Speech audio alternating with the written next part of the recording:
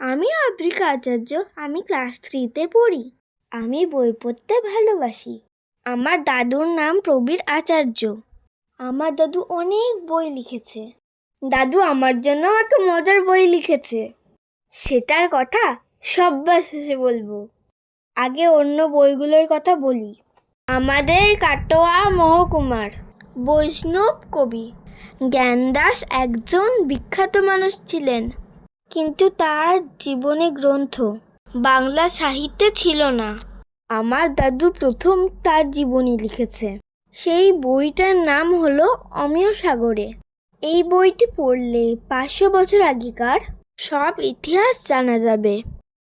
সবাই জানে আমাদের গৌরাঙ্গ দেব সন্ন্যাস নিয়েছিলেন কেশব ভারতীর কাছে, কিন্তু কেশব ভারতীর কোনো জীবনী গ্রন্থ ছিল না।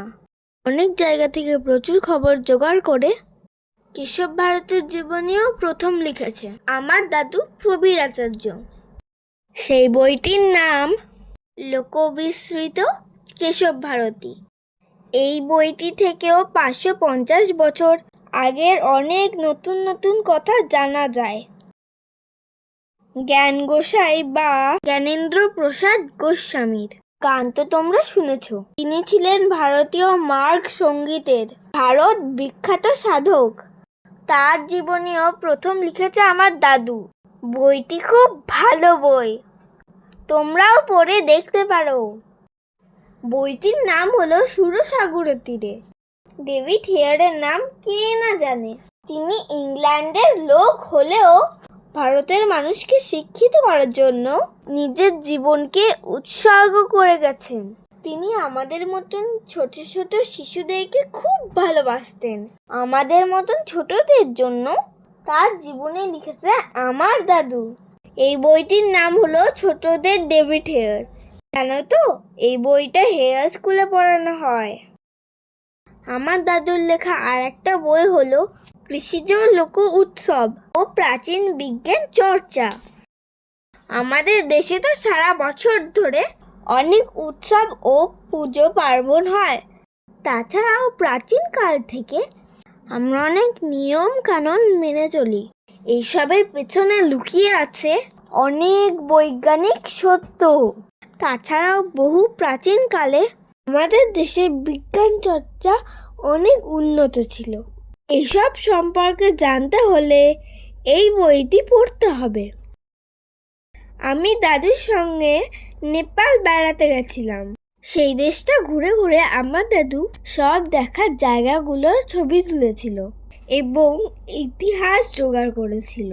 সেই সব নিয়ে একটা দারুণ বই লিখেছে আমার দাদু। ছবিতে ভরা সেই বইটা ভারী মজার। তোমরা নেপাল বেড়াতে গেলে এই বইটি পড়ে তারপর যেও।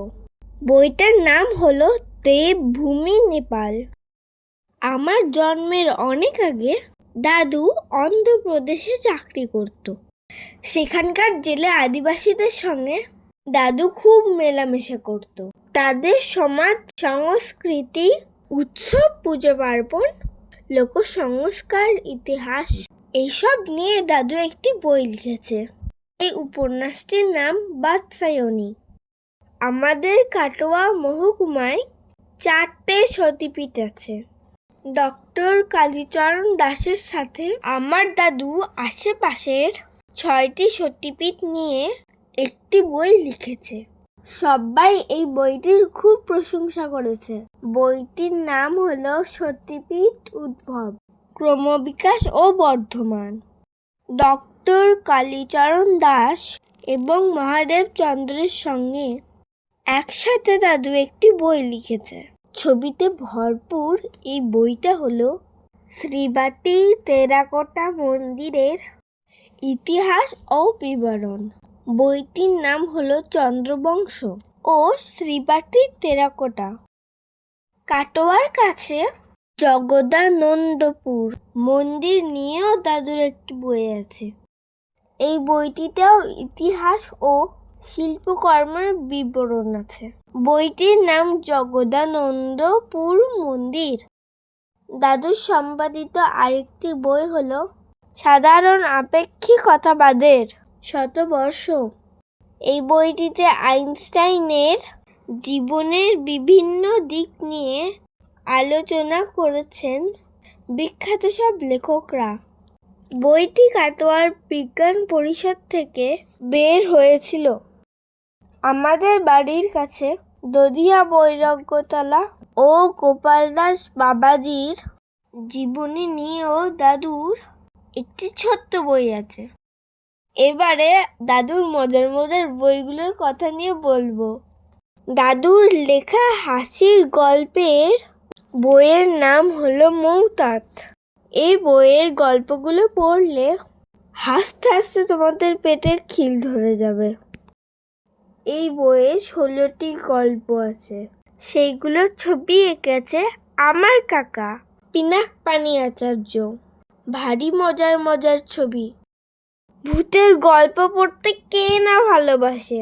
দাদুর লেখা আর একটা মজার বই হলো ভূতানন্দের হাট। এতে যেমন ভূতের ভয় আছে, তেমনি আছে হাসির মজা।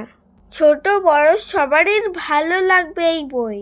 এই বইয়েরও ছবি এঁকেছে আমার কাকা। এবার সবশেষে বলবো আমাকে নিয়ে লেখা বইটির কথা। বইটির নাম হলো খোকা কুকুর আকাশ। কি মজার বই এটা, সত্যি করে বলছি, যে পড়বে তারই ভাল লাগবে। বইগুলো পড়ে তোমরা আমাকে কমেন্টে জানিও কেমন লাগলো। আজকের মতন টাটা।